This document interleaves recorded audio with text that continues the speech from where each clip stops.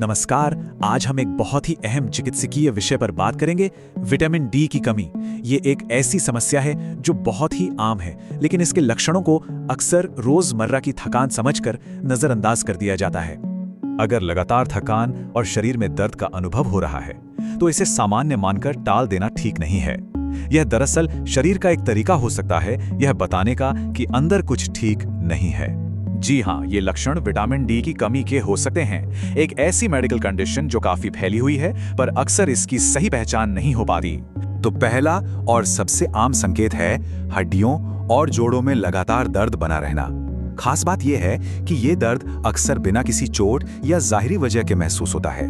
देखिए, इसके पीछे का विज्ञान समझना बहुत जरूरी है।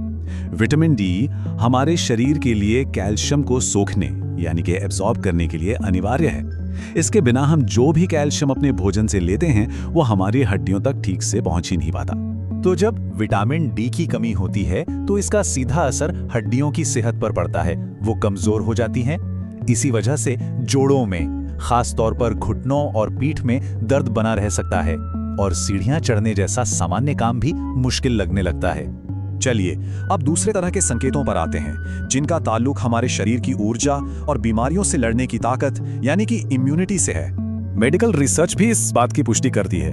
बहुत ज्यादा थकान महसूस करना और बार बार किसी संक्रमण या बीमारी का शिकार होना, ये विटामिन डी की कमी के बहुत पक्के इशारे माने जाते हैं। यहाँ ध्यान देने वाली बात यह है कि ये वो थकान है जो बिना किसी खास मेहनत या भारी काम के ही महसूस होती है।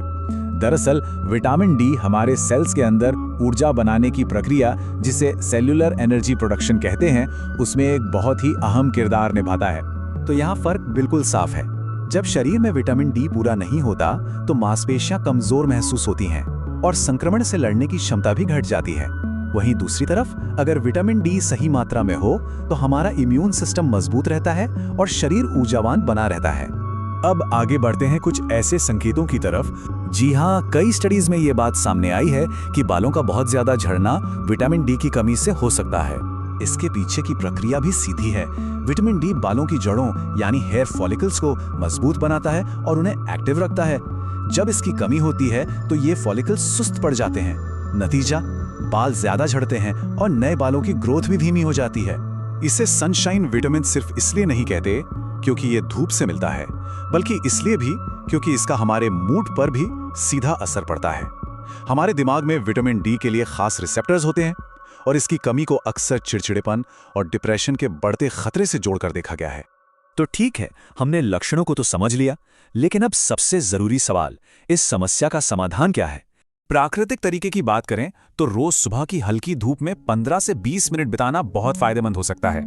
और अगर खाने की चीजों की बात करें तो दूध, अंडे, फैटी फिश जैसे कि सैल्मन और मशरूम, ये सब विटामिन डी के अच्छे स्रोत हैं। और एक बात हमेशा याद रखें, सप्लीमेंट्स कभी भी खुद से यानी सेल्फ डायग्नोसिस करके शुरू ना करें। इसकी कितनी जरूरत है और कितनी मात्रा में इसे लेना है, इसका फैसला सिर्फ एक डॉक्टर ही ब्लड टेस्ट के बाद कर सकता है। ये बेहद जरूरी है।